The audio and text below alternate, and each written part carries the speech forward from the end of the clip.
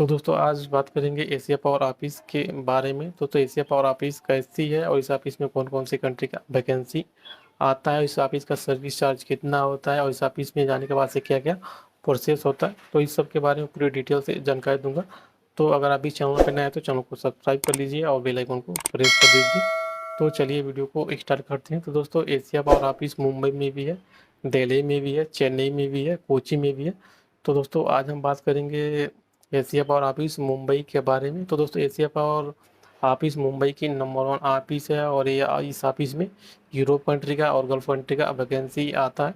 तो दोस्तों इस ऑफिस में ज़्यादा करके कोरियन कंपनी का वैकेंसी आता है और इस ऑफिस का जो सर्विस चार्ज होता है वो बहुत कम होता है। जैसे कि इस ऑफिस का जो सर्विस चार्ज होता है वो बहुत कम होता है। जैसे कि अगर फ्री रिक्वायरमेंट होता है तो इस यहाँ पे हिसाब से कोई सर्विस चार्ज नहीं लेती है। लेकिन अगर फ्री रिक्वायरमेंट नहीं रहता है तो ये इस ऑफिस का जो सर्विस चार्ज होता है वो 20 से 40 हज़ार रुपया इस ऑफिस का सर्विस चार्ज होता है। और ये ऑफिस में जो भी रूल रेगुलेशन होते हैं वो फॉलो किए जाते हैं। तो दोस्तों अगर आपको भी एशिया पावर ऑफिस में जाना है तो आपको, अगर आप मुंबई में है तो अच्छी बात है, अगर मुंबई में नहीं है तो सबसे पहले आपको मुंबई में आना पड़ेगा।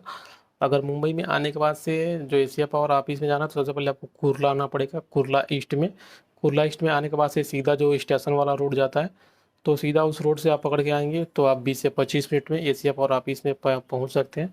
तो दोस्तों उसके बाद से अगर आप ऑटो से आते हैं तो ऑटो से 5 मिनट में पहुंच सकते हैं, लेकिन जो ऑटो का फेयर होता है वो 20 से 30 रुपया फेयर आता है। तो अगर आपको एशिया पावर ऑफिस में आना है तो एशिया पावर ऑफिस का जो एड्रेस होता है वो बिजेला कॉम्प्लेक्स होता है। तो आप किसी से भी बेजोला कॉम्प्लेक्स के बारे में पूछेंगे कुर्ला में तो ऑटो वाले या कोई भी दुकान वाले आपको बता देंगे बेजोला कॉम्प्लेक्स कहाँ पे है।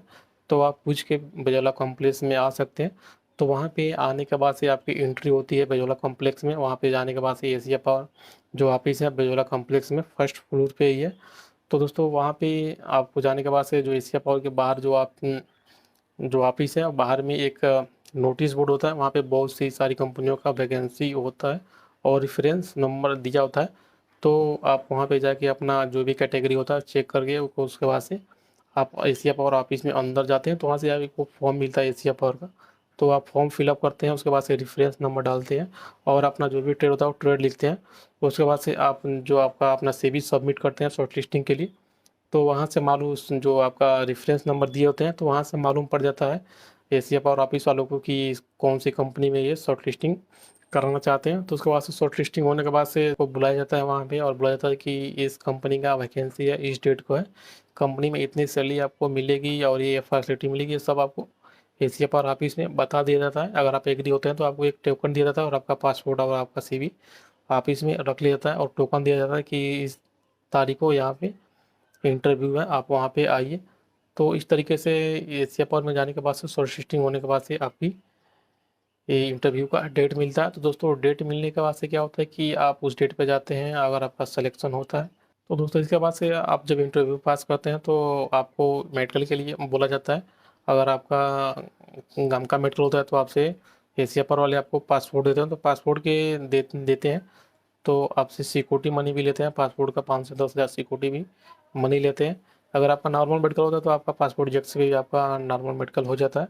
तो नॉर्मल मेडिकल होने के बाद से जो भी आपका वीज़ा का प्रोसेस होता है वो एशिया पावर ऑफिस वाले देखते हैं। उसके बाद से जब आपका वीज़ा पे आ जाता है तो आपको इन्फॉर्म करते हैं कि इस तारीख को आपका फ़्लाइट है, इतना बजे फ़्लाइट है, आपका वीज़ा सब कुछ आ गया।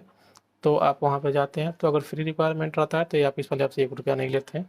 लेकिन अगर फ्री रिक्वायरमेंट नहीं रहते हैं तो ऑफिस वाले पहले बोलते हैं कि इतना आपको सर्विस चार्ज देना है, तो उतना आपको सर्विस चार्ज उस ऑफिस में देना पड़ता है। तो दोस्तों इसमें वो लोग 1 रुपया भी ज़्यादा एशिया पावर वाला ऑफिस नहीं लेते हैं।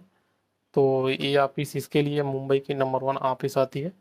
तो दोस्तों आज के वीडियो में बस इतना ही। वीडियो अच्छी लगे तो वीडियो को लाइक कीजिए, शेयर कीजिए।